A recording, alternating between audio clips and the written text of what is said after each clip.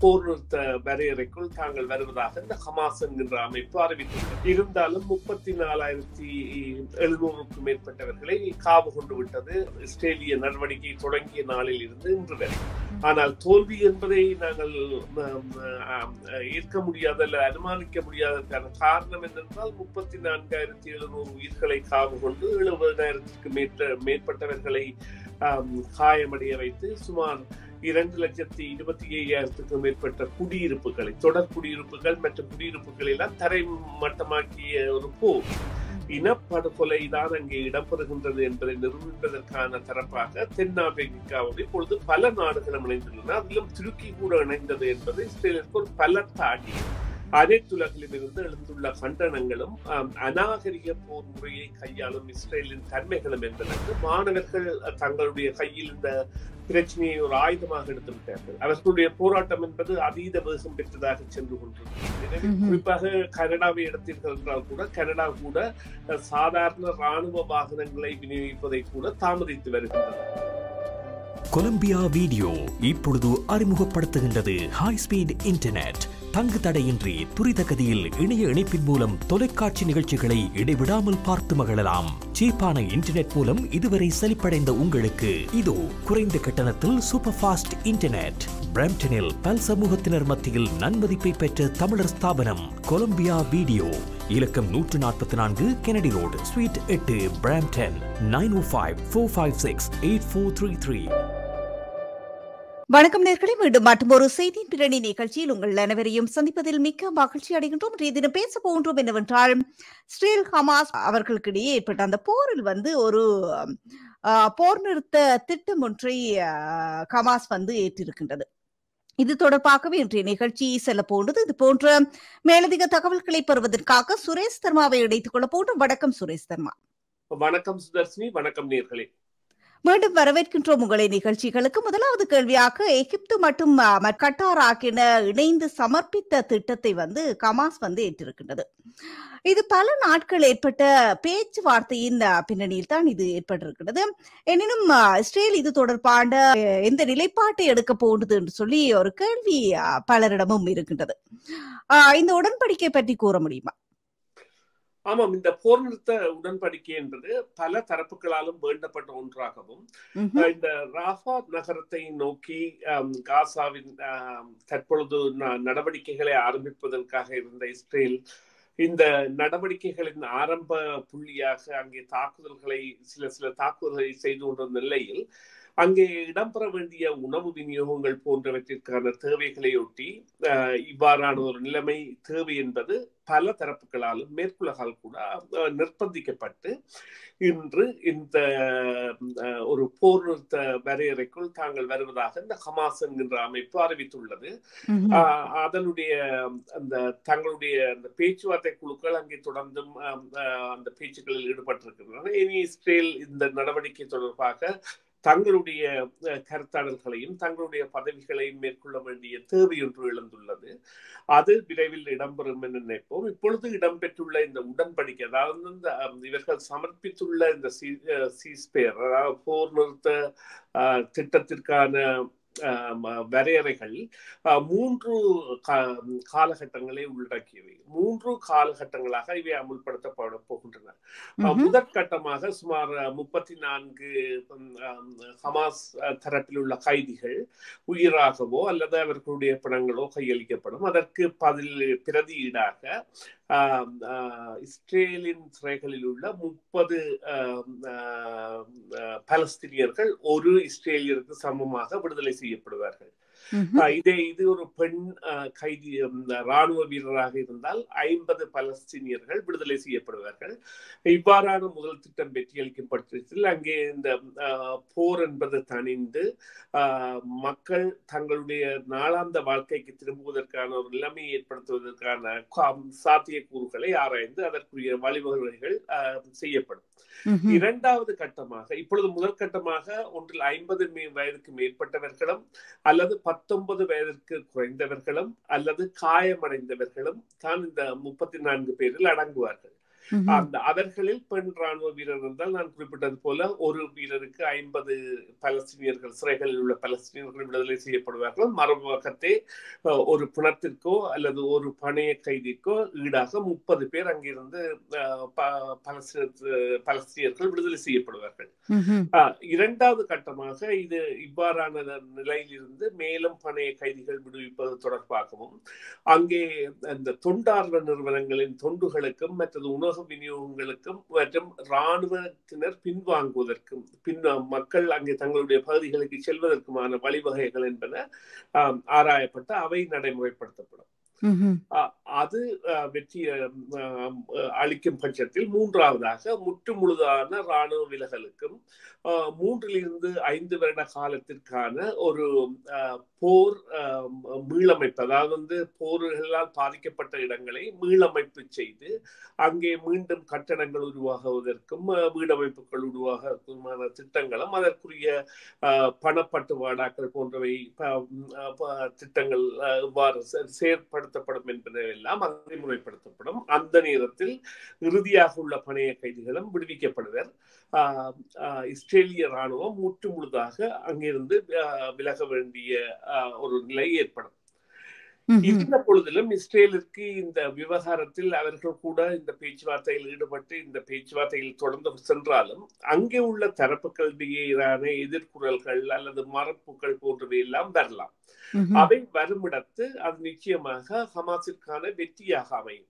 எனவே இஸ்ரேல் இந்த கட்டத்தில் இதை ஒரு அவதானமாக பரிசீலித்து அதனுடன் ஒத்துப்போகின்ற தன்மையை அடையக்கூடிய ஒரு நிலைமைதான் இருக்கின்றது என்றுதான் நான் இந்த நேரத்தில் கூற முடியும். நாளை சில வேளைகளில் நிலைமைகள் மாறலாம். ஏனென்றால் இந்த ராஃபா மீதான தாக்குதலை இஸ்ரேல் எந்த விதத்திலும் தாங்கள் நிறுத்தப் போவதில்லை என்பதை அறிவித்திருக்கின்றது. அவ்வாறு ராஃபா என்கிற நகரத்தின் மீதான தாக்குதல் இடம்பெறுமாக இருந்தால் இவ்வாறான இந்த போர் நிறுத்த முயற்சி என்பது வெற்றி அடையுமா அல்லது தாமதம் அடையுமா அல்லது வேறு தகுதி நிலைகளுக்கு உட்படுமா என்பதை எல்லாம் இப்பொழுது தெரியாது. அதனைத்தான் உங்களுடைய கேள்விக்கான சுருக்கமான விடையாக கூற முடியும்.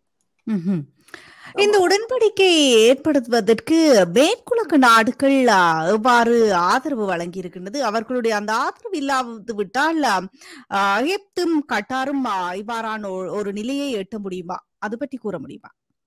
ஆமாம், அவர்களுடைய ஆதரவு என்பது இல்லாமல் இந்த பேச்சுவார்த்தை என்பது இடம்பெறவில்லை. அதை விட அவர்கள் கூட அதை வலிந்து செய்கின்றார்கள் என்றால் இப்பொழுது தொடர்ந்து இஸ்ரேலுக்கு உதவி செய்து கொண்டிருப்பது என்பது அமெரிக்காவை பொறுத்தவரையில் முடியாத விடயமாகவும், மற்றது மேற்குலகின் பல நாடுகள் என்பன இந்த திட்டத்தில் அமெரிக்காவுடன் இணைந்து பயணிப்பையாக இல்லாதவையாகவும் மாறிவிட்டன. குறிப்பாக கனடாவை எடுத்தீர்கள் என்றால் கூட கனடா கூட சாதாரண இராணுவ வாகனங்களை விநியோகிப்பதை கூட தாமதித்து வருகின்றது. அதாவது உயிர்கொல்லி ஆயுதங்களை அல்ல, போக்குவரத்திற்கு பயன்படுகின்ற இராணுவ வாகனங்களை கூட இஸ்ரேலுக்கு அனுப்புவதில் அவ்வாறான நிலைமைகள் ஏற்பட்டிருக்கின்றது. அதே போல தங்களுடைய பங்களிப்பு என்பது இனப்படுகொலை என்கின்ற ஒரு கூதாவிற்கு செல்லக்கூடாது என்பதற்கான நடவடிக்கைகளிலும் ஈடுபட்டு வருகின்றது. அது போன்ற பல நாடுகளும் செய்து வருகின்றன. அந்த நிலையில் அமெரிக்கா அழுத்தத்தை கொடுத்திருக்கும். அமெரிக்கா நிச்சயமாக இந்த போர் என்பது வெல்லப்பட முடியாது என்பது அனைவருக்கும் தெரிந்த உண்மை. இருந்தாலும் 34,700க்கும் மேற்பட்டவர்களை காவு கொண்டு விட்டது இஸ்ரேலிய நடவடிக்கை தொடங்கிய நாளில் இருந்து இன்று வரை.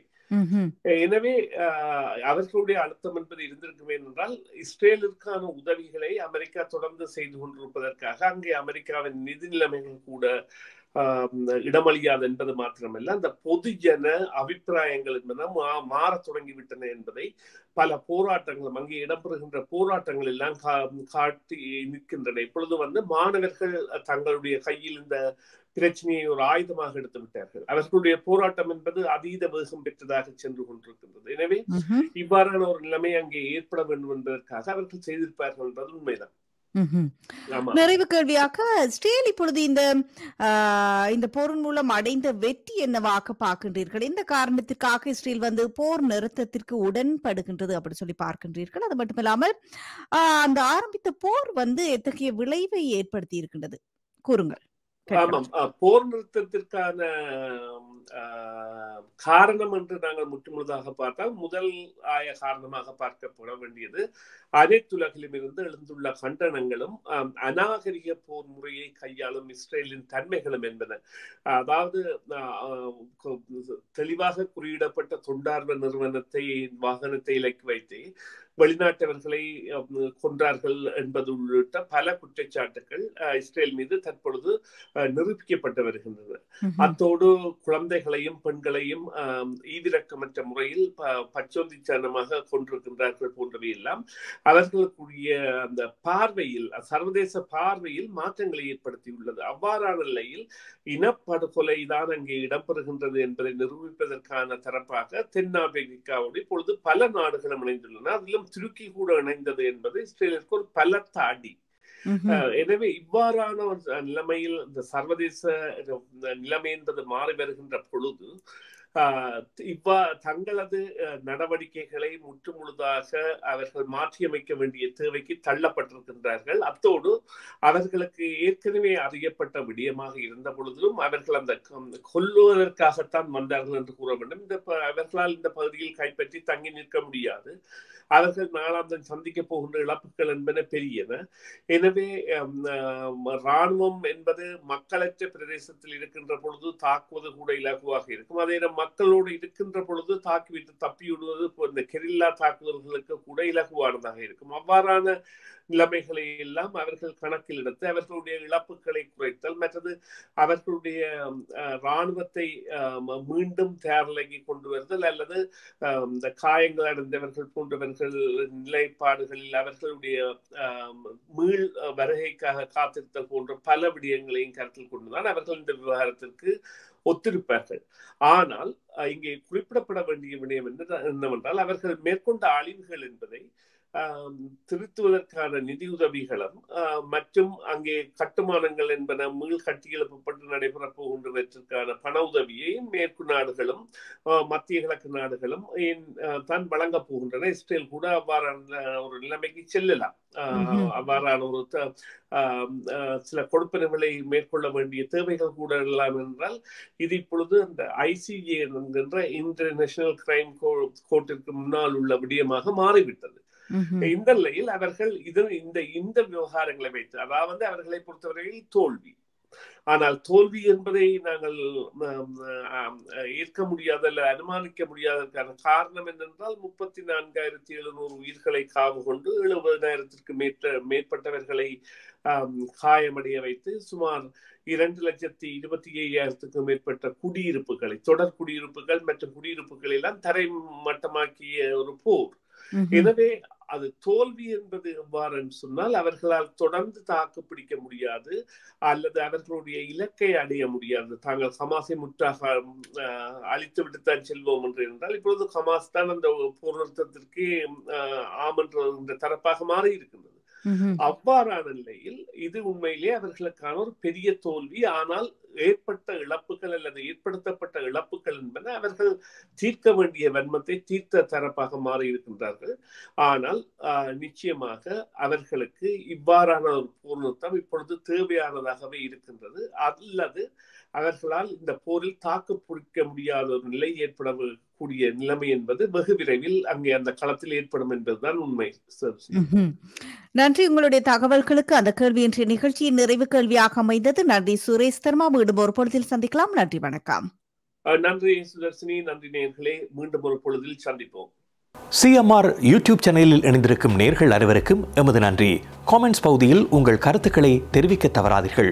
முக்கிய செய்திகள், காணொளி தொகுப்புகள், நேர்காணல் என பலதரப்பட்ட அம்சங்களையும் உங்களுக்காக தருகின்றது CMR யூடியூப் சேனல். CMR என்று சர்ச் செய்து எமது யூடியூப் சேனலை சப்ஸ்கிரைப் பண்ணுங்கள். உங்கள் உற்றார் உறவினர் நண்பர்களோடும் இந்த காணொளி தொகுப்புகளை பகிர்ந்து கொள்ளுங்கள்.